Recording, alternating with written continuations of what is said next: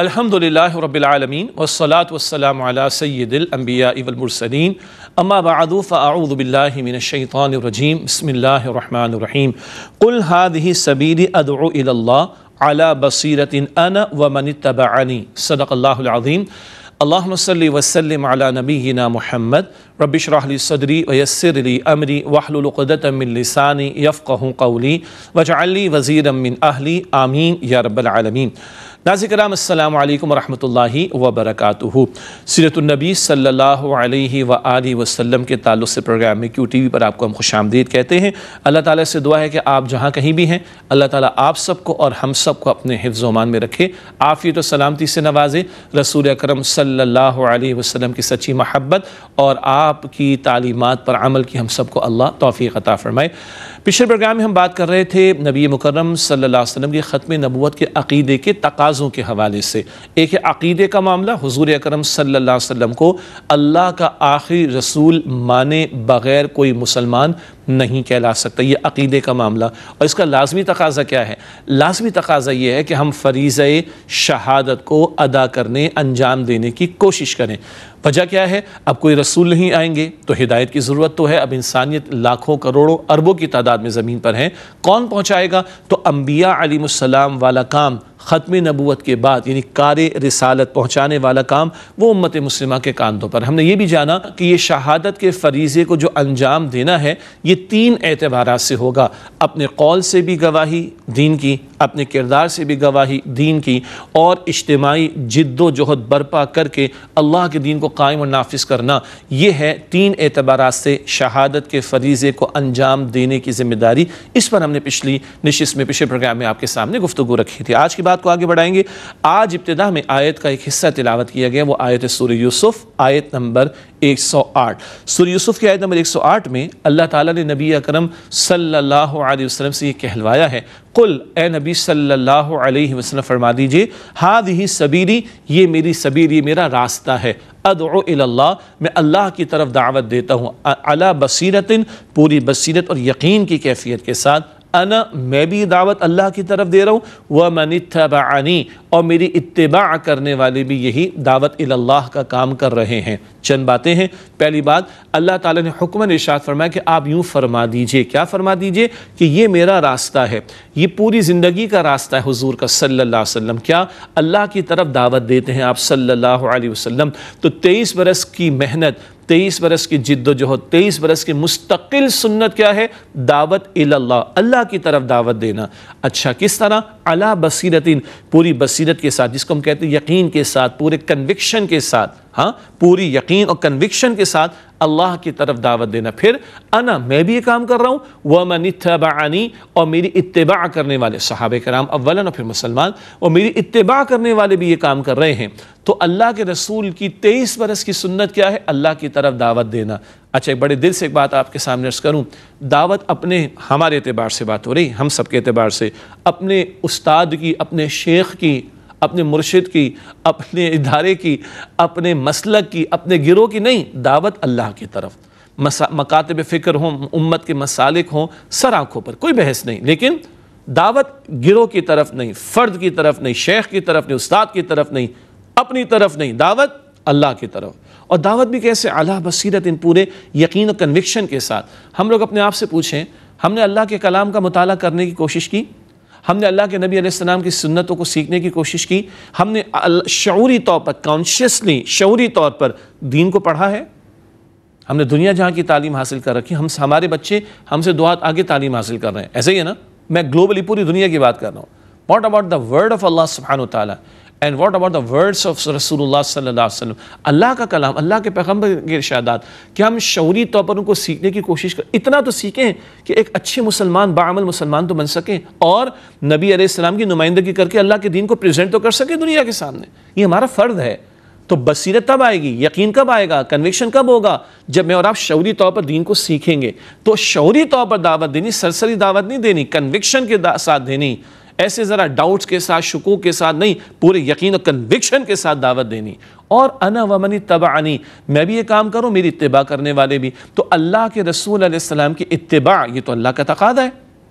قرآن پاک میں آتا ہے سورہ آل عمران کی آیت نمبر 31 میں، سورہ آل عمران آیت 31 آیت نمبر 31، قُلْ إِن كُنتُمْ تُحِبُّونَ اللَّهَ فَاتَّبِعُونِي، اے نبی صلی اللہ علیہ وسلم فرما دیجئے لوگو اگر تم اللہ کی محبت کا دعویٰ کرتے ہو، اللہ سے محبت کرنا چاہتے ہو تو اے نبی علیہ السلام آپ فرما دیجئے فَاتَّبِعُونِی، اے لوگو تم میری اتباع، میری پیروی کرو، میرے فوٹ سٹیپس کو فالو کرو، یحببکم اللہ، تو اللہ تم سے محبت فرمائے گا، ویغفر لکم ذنوبکم، اور اللہ تمہارے گناہوں کو بخش دے گا۔ تو اللہ نے اپنی محبت کے دعوے کے لیے ثبوت مانگا رسول اکرم علیہ السلام کی اتباع کا، ٹھیک؟ اور جو آج آیت کریمہ ہمارے زیر گفتگو ہے سورہ یوسف کی آیت نمبر 108، حضور فرما رہے میں بھی اللہ کی طرف دعوت دیتا ہوں اور میری اتباع، میری پیروی کرنے والے بھی اللہ کی طرف دعوت دیتے ہیں۔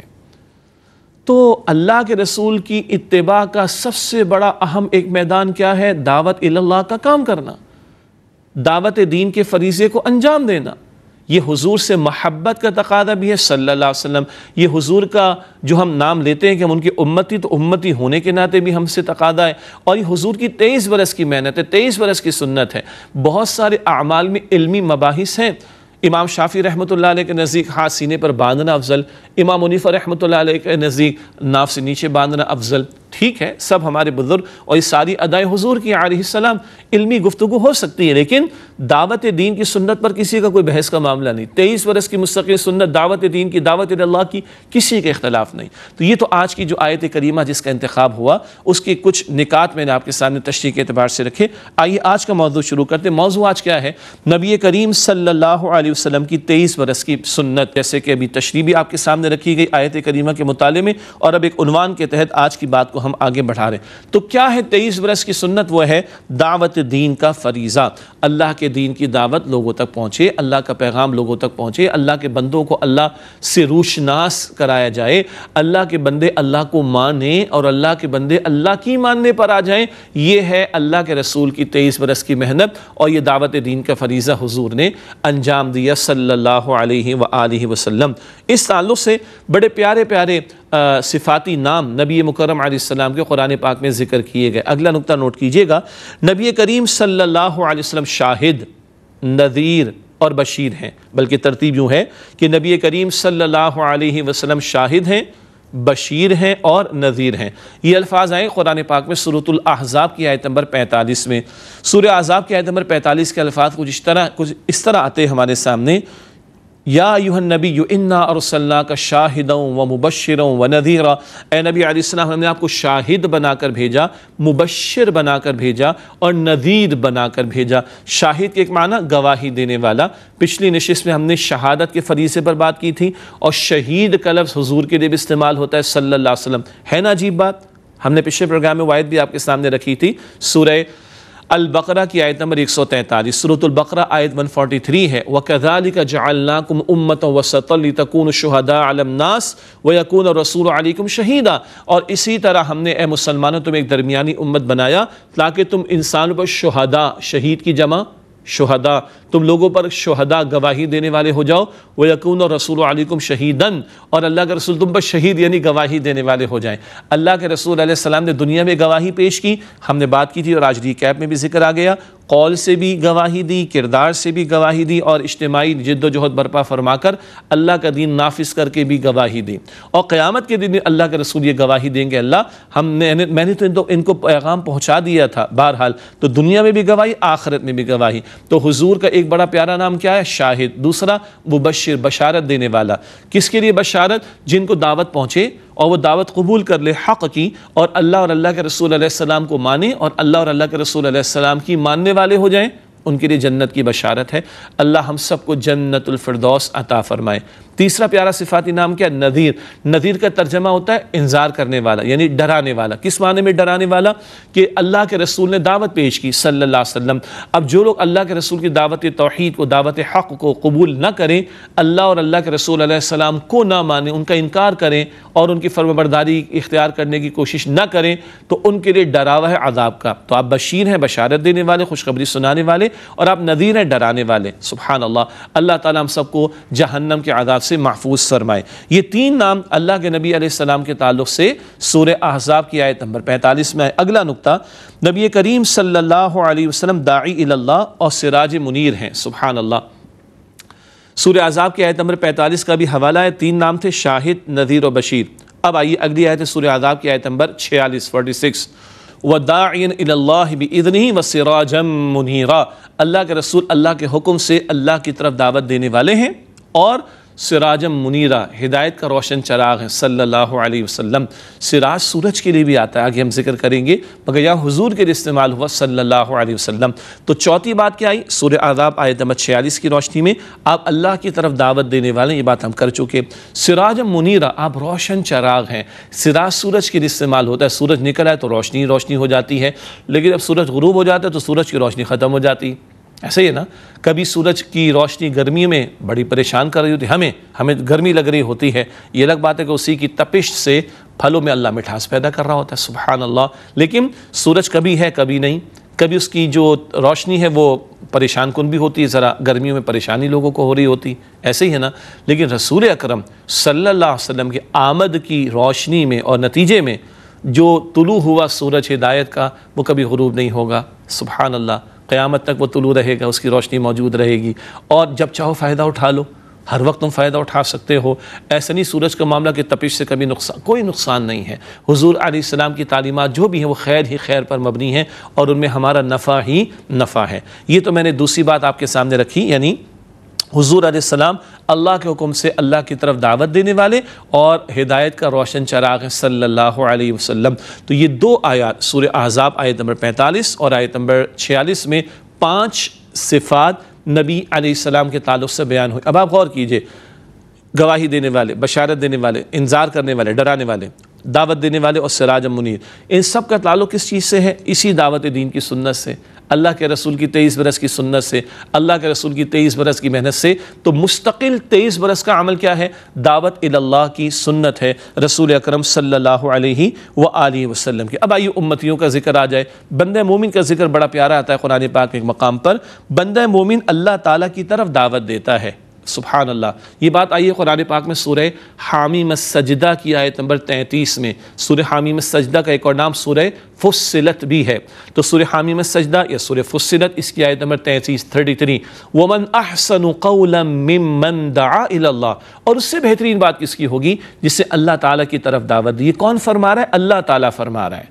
بندے کیا کہتے ہیں؟ فلاں کی بات بہت اچھی، فلاں کا قول بڑا اچھا، فلاں کا کوٹیشن بہت اچھا، فلاں مینجمنٹ کا گرو، فلاں بزنس کا ٹائکون ہے، فلاں جو ہے وہ بڑا موٹیویشنل اسپیکر ہے، فلاں جو ہے بڑا انفلوئنسر ہے، فلاں یہ فلاں بڑا فلاسفر ہے، ایسے ہی نا، فلاں بہت بڑا تھنکر ہے، انہوں نے یہ بات کہی، انہوں نے یہ بات کہی، سب اپنی جگہ پر۔ یہ ساری مخلوق ہے بھائی، یہ سب مخلوق ہے۔ اللہ فرماتا ہے کہ بہترین بات کس کی ہے؟ مخلوق میں سے بہترین بات اس کی ہے ممن دعا الی اللہ، جس سے اللہ تعالیٰ کی طرف دعوت دی۔ پھر میں نوٹ کروا دوں، اس بات کو نوٹ کیجئے گا، کسی مسلک کی طرف نہیں، کسی گروہ کی طرف نہیں، کسی فرقے کی طرف نہیں، کسی شخصیت کی طرف نہیں، اپنی ذات کی طرف نہیں، اپنے مرشد کی طرف نہیں، اپنے استاد کی طرف نہیں، اپنے شیخ کی طرف نہیں، دعوت اللہ کی طرف، پورے دین کی دعوت، اگریڈ اپون بات۔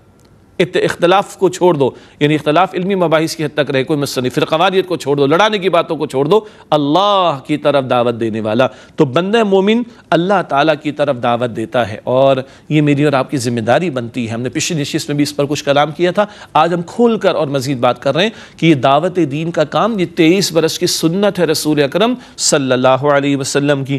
اگلا نقطہ بہت قیمتی عملی نقطہ ہے، لکھا ہے ہم نے، حقیقتاً امتی وہی ہے جو نبی کریم صلی اللہ علیہ وسلم کے مشن میں شریک ہو۔ حقیقتاً وہی شخص مومن کا امتی ہے جو نبی اکرم علیہ السلام کے مشن میں شریک ہو۔